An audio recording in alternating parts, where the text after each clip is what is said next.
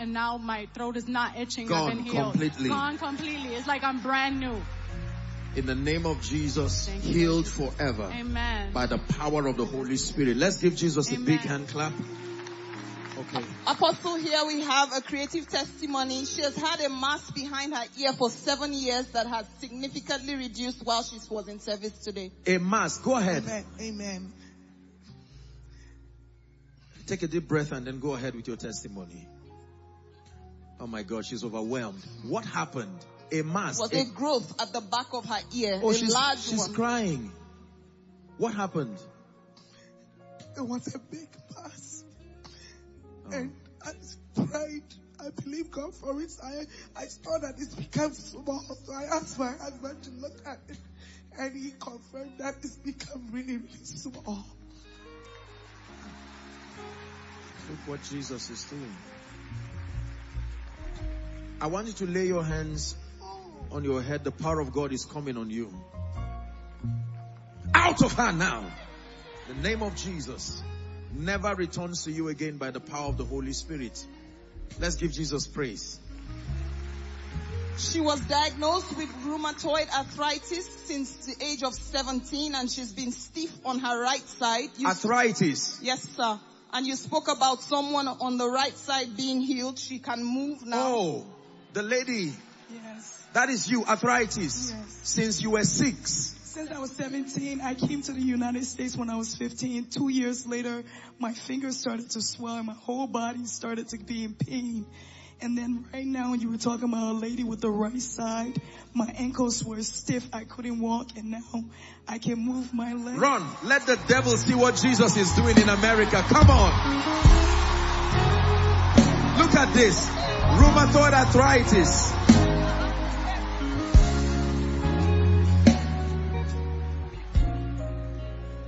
My God, I believe in miracles.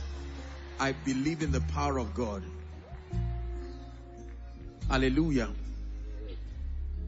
My dear, lift your hands. The lady, I stretch my hands in the name of Jesus, and I decree and declare that that demonic situation will never return to you again by the power of the Holy Spirit. Now, my apologies, we may need, is it all right if we just pause for a moment?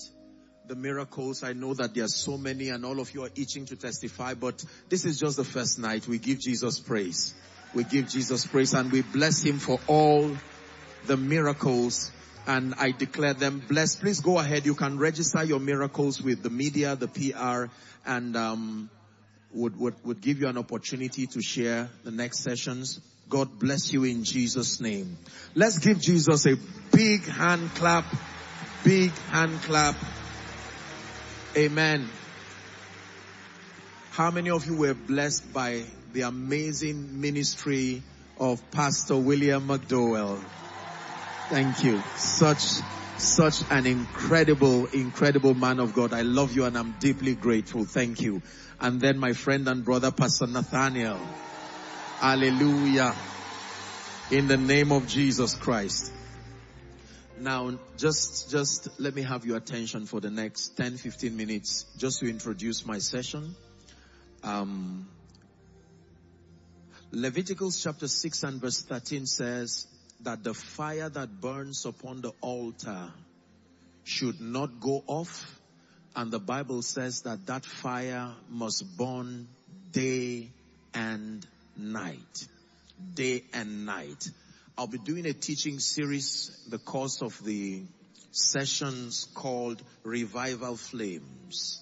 Revival Flames. And tonight is part 1. Because of our time, I would not have the liberty to just stretch us through the background, but just so we're able to. Now, history is full of time periods where there was a sudden move of God, an awakening, an outpouring across cities, across communities. Right from the Bible, in fact, you read about the move of God in a place like Nineveh. You read about the move of God in Babylon. You read about the move of God even whilst Jesus was upon the earth. And then the early church, in one day, they had a harvest of 3,000 people. And so, Every once and again you find spectacular moves of the Spirit where there's a heightened sense of spirituality, a heightened sense of righteousness, a heightened sense of God consciousness. In America here we have, your history is full of spectacular moves of God, the great awakenings, the Azusa Street revival, and so on and so forth. Moments in history where God seemed to have moved in such a mighty way. And our assignment here is to stand in faith with all who love Jesus and to rekindle the flames of revival over America. Hallelujah. I believe that this is a great nation. I believe that God has an agenda for this nation. And we've been sent by God, by the mercy of God, to stand in faith with all who love Jesus and all who name the name of Jesus, to show you ancient paths, to show you scriptural principles for igniting and sustaining revivals. Hallelujah. I'm a student of revival myself by the grace of God. I've had the honor of being involved in awakenings and moves of God. And let me define for you for tonight what a revival is. I think that will be fair enough for tonight. Are you ready? So a revival is a reawakening to true spirituality.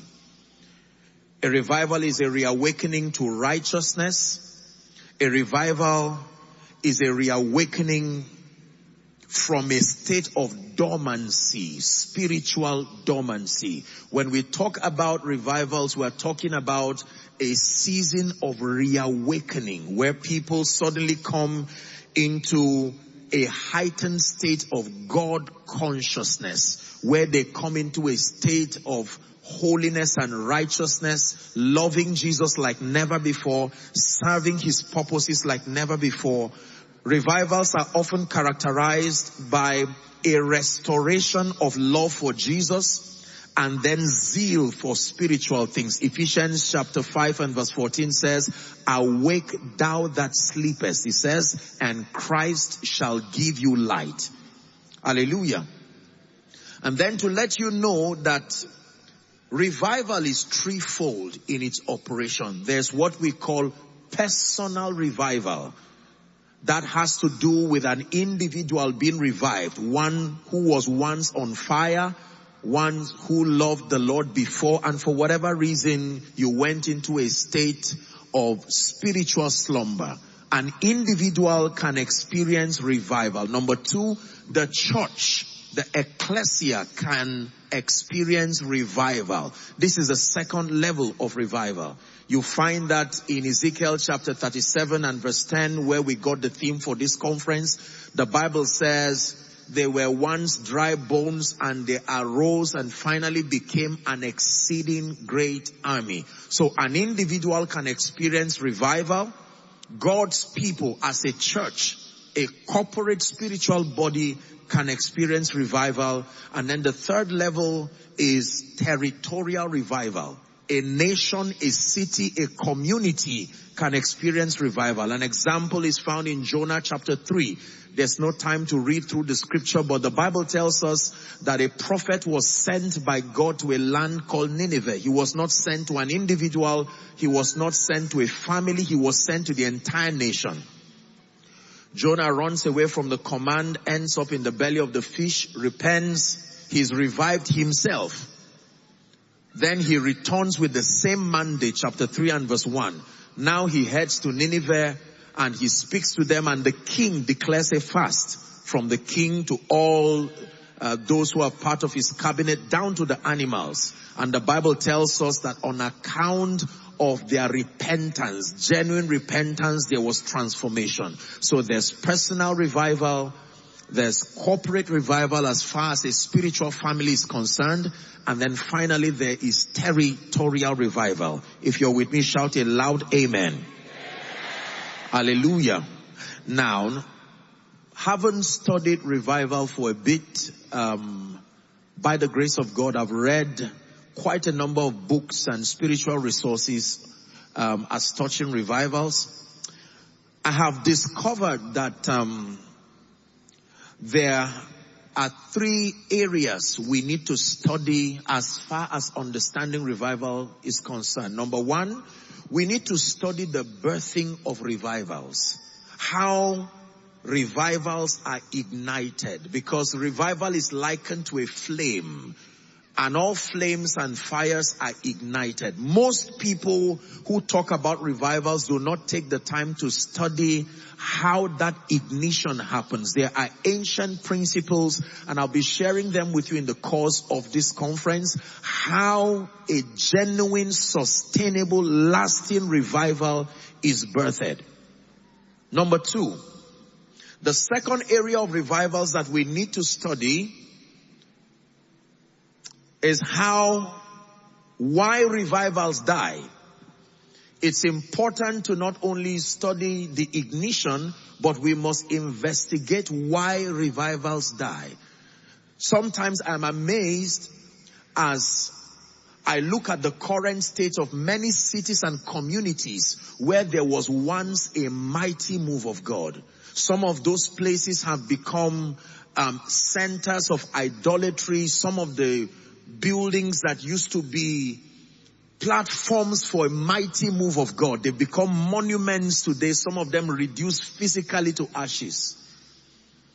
There is a reason, there is an explanation as to why revivals die.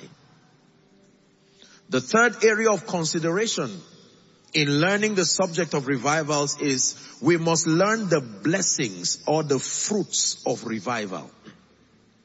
That every time a true revival happens to an individual, happens to a church, happens within a community and a nation like America, there are blessings and there are fruits. There are spiritual blessings to revival. There are economic blessings to revival. Are we together? There are technological blessings. Did you know that in the study of revival, you would notice that every time there was a major economic shift, a major technological shift, advancement, it coincided with prophetic moments of revival. There are blessings to revival. Are we learning now? Now, please write this down if you care, or listen very carefully. I wrote here the tripartite features. In my study of revival, Pastor Nat, I've learned that not every move of God can be called a revival. There are people who erroneously call just any outpouring a revival. And in my study, as I've experienced God in the capacity He's allowed me experience Him as touching the subject of revival, I have come up with what I call the tripartite feature of a true revival. That every time there is a genuine revival, there are 3 things to look out for. If you do not find these features, it is not a revival. Number 1, the first feature that qualifies any move, any awakening to be called a revival is that there must be a restoration of God consciousness and true spirituality.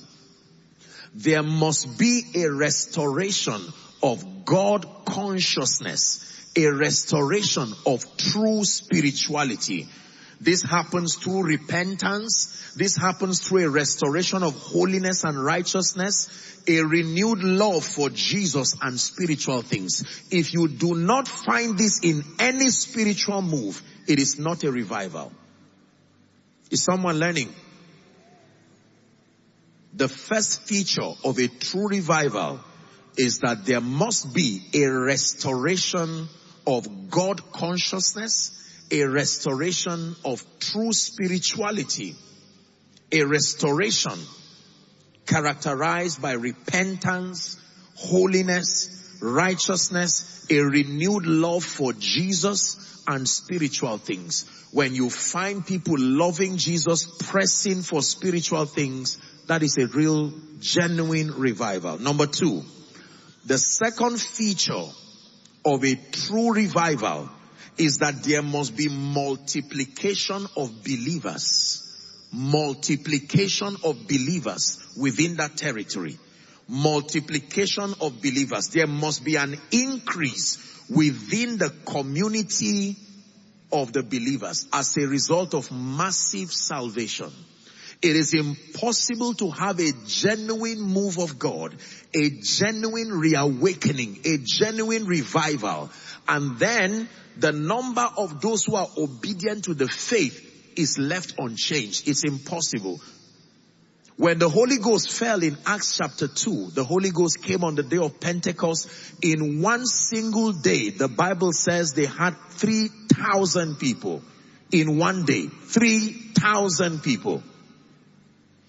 That means if we do not have the believers in America, the number of genuine believers, spirit-filled believers on the increase, multiplying, it means there is a desperate need for revival, because something happens when the power of God rests upon a people. There is a massive conversion from the kingdom of darkness to the kingdom of his dear son, resulting to many who become obedient to the faith. In fact, the Bible puts it this way in Acts chapter 2, when you read from verse 42 to verse 47, the Bible says, and the Lord added daily, not weekly, not monthly, not yearly. The Lord added daily as many as should be saved. And I'm praying over America in the name of Jesus that there would be such a harvest after this conference. Children, husbands, wives, professionals, that the Spirit of God will go around the length and the breadth of America, drawing many to Jesus. You believe that? Shout a loud amen. So the first feature of a genuine revival is restoration of true spirituality, restoration of God consciousness, restoration of your passion, your love for Jesus. Number 2, multiplication within the community of believers. Number 3, a true revival must also come with territorial transformation. Territorial transformation. This is the third feature. There has to be restoration within the community. A restoration of moral excellence,